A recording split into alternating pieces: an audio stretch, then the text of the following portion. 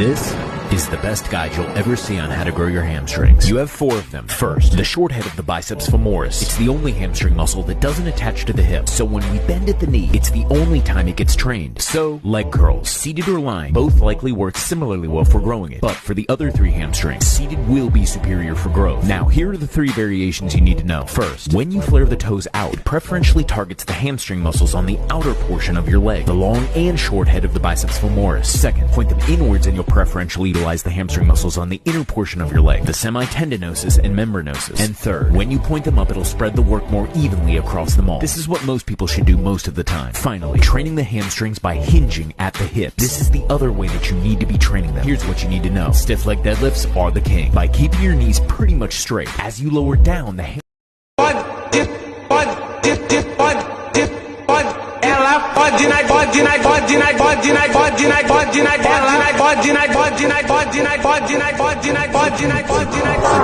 If you want to grow bigger bicep peaks, you have to focus more on building the long head of the biceps out of the 2 heads. I'm going to show you exactly how to do this. Alternating cross-body dumbbell curls, barbell drag curls, moving the barbell up and down in a vertical path, kneeling behind the back cable curls. This technique is one of the fastest ways you can stimulate all 3 heads of your tricep to grow, and I want you to have first. Utilize 2 rope attachments and take 3 decently sized steps back away from the pulley. The cable should form about a 30-degree angle with your forearm. Here, we're placing more tension at the very bottom when the arm is extending straight. Once you come really close to or to failure, take a step forward so you can keep going. Here, we're placing more tension in the middle range when the arm is more bent. Now, once you start to reach failure again, take one final step forward. This places the tension even higher up in the range of motion, closer to the starting position. Some partial reps here are totally acceptable. Make sure you keep your shoulders rolled back and your arms at a slight angle out. This better aligns the long head of the triceps with its origin on the scapula. Sometimes we need to get things done quickly, so